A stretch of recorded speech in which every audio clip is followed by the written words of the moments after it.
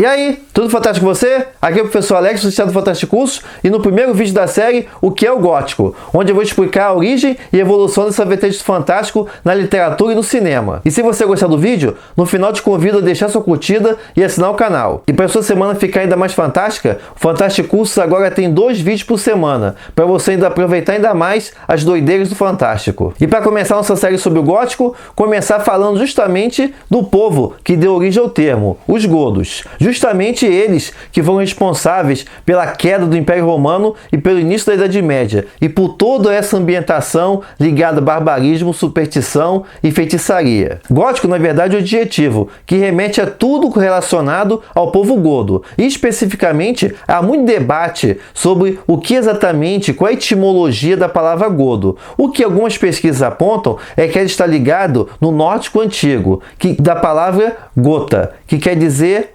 homens. Eu digo que é um termo controverso porque, na verdade, é que até hoje não há fontes 100% confiáveis sobre o povo godo. Por exemplo, os únicos relatos sobre a origem do povo godo é um documento do século VI escrito pelo historiador bizantino Jordanes. Nessa obra, chamada de Gética, Jordanes relata como os godos surgiram no sul da Escandinávia, para ser mais preciso, na região onde hoje é a Suécia. Na época, essa região chamada de Gotland, o povo godo saiu de lá e partiu rumo ao sul, atravessando o mar e chegando na região do Mar Báltico, onde lá ele lutou com outros povos germânicos, estabelecendo a região. Muitas informações que nós temos dos godos hoje vêm de fontes romanas, que não eram exatamente relatos positivos, já que os godos eram inimigos de Roma. Mas, pelo que os romanos deixaram registrados, nós descobrimos que, em batalha, os godos costumavam portar escudos redondos e espadas curtas,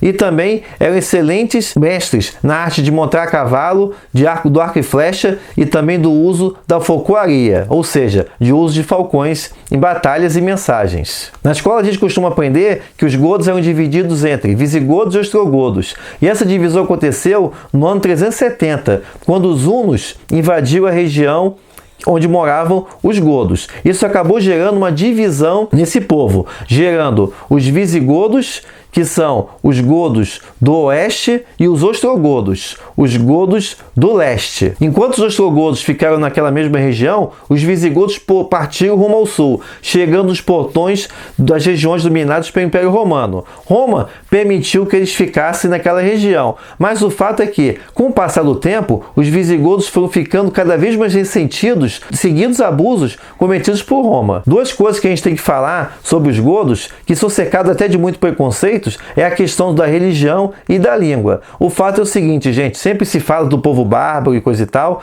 mas os godos não eram um povo pagão. Na verdade, até mesmo quando eles saquearam Roma, em 24 de agosto de 410, muitos deles já eram cristianizados. Originalmente, os godos seguiam um complexo sistema religioso em que se misturava os deuses da mitologia nórdica, práticas xamanistas, a crença nos espíritos antepassados e a presença de espíritos na natureza. No século IV, o bispo de Constantinopla enviou o missionário Úfilas para as regiões dos godos, para justamente catequizar esse povo. E a verdade é que teve muita resistência, encontrou muita resistência, principalmente porque os líderes godos não queriam que o seu povo seguisse uma religião que Roma seguia. Mas com o tempo, alguns chefes de tribos aceitaram o cristianismo. Então isso contesta a visão geral de que todos os godos eram bárbaros. E é por meio desse mesmo missionário Úfilas que nós temos os poucos registros sobre a língua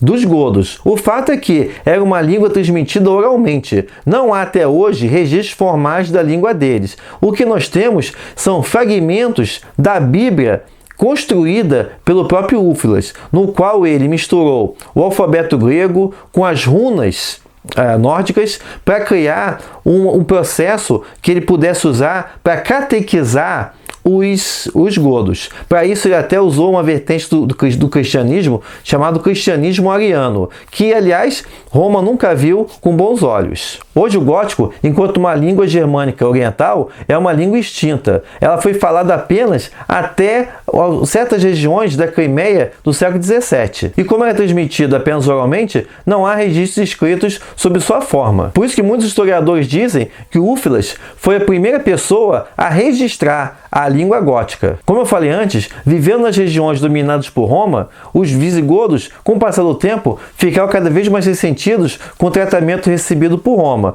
Isso acabou levando ao início de uma série de ataques perpetrados pelos visigodos contra o Império Romano. Geralmente a gente sempre lembra da queda do Império Romano em 410, mas a verdade é que os visigodos já vinham atacando Roma desde o ano 238. Uma maneira de remediar essa situação, os romanos acabaram cometendo o erro de começar a incorporar godos no seu próprio exército. Então isso é interessante destacar que os godos não chegaram da noite para o dia lá nos portões de Roma, mas na verdade é que muitos dos cidadãos de Roma eram godos, inclusive participando do próprio exército romano. Ainda assim, para os romanos em geral, eles eram um povo bárbaro. Lembrar que bárbaro, gente, é todo mundo que não compartilhava da cultura romana, principalmente pela linguagem. Não falou latim, era considerado bárbaro pelos romanos. Ou isso quer dizer que os godos eram tratados como cidadãos de segunda classe e não podiam, por exemplo, casar com cidadãos romanos. Essa situação de desgaste chegou no clímax no final do século IV, quando surgiu um líder visigodo chamado Alarico. Alarico tinha posição de destaque no exército romano, chegando até mesmo a uma posição de general. E com isso, ele acabou adquirindo conhecimento ímpar sobre o sistema de defesa romano. Por 15 anos, Alarico atacou diversas cidades romanas. Como forma de revidar, Roma acabava escravizando vários cidadãos godos, o que no final das contas acabava aumentando o exército de Alarico pelo ressentimento contra o Império Romano. Finalmente, em 408, Alarico decidiu partir diretamente para a cidade de Roma. Lembrar aqui também, gente, que em 408, Roma não era mais a capital do Império Romano. O centro do poder já tinha sido transferido para Ravenna. Mas ainda assim, Roma ainda guardava a imagem de cidade eterna, a cidade inexpugnável.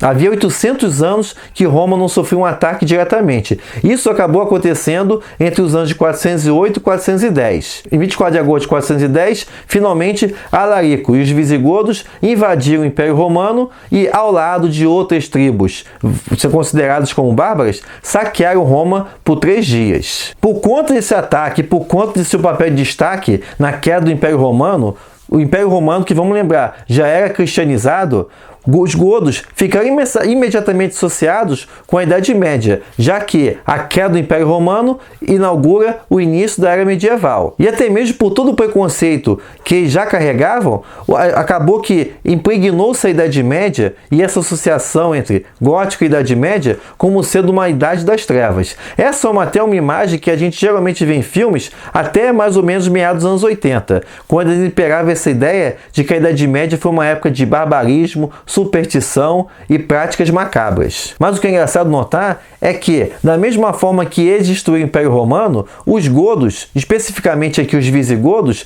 eles também ajudaram a preservar a herança romana, porque logo depois de invadirem Roma, eles se espalharam pela Itália, aceitaram o cristianismo e adotaram várias das práticas culturais, inclusive, do Império Romano. Dentre essas influências é da arquitetura gótica. Então é isso. Mais uma vez, se você gostou do vídeo, deixe seu curtido aí, assine o canal e não se esqueça que nessa semana ainda tem o 2º episódio dessa série aqui, o que é o gótico, onde eu vou falar das catedrais góticas, com a relação entre o povo godo e a arquitetura gótica. A gente se vê no próximo vídeo e até mais!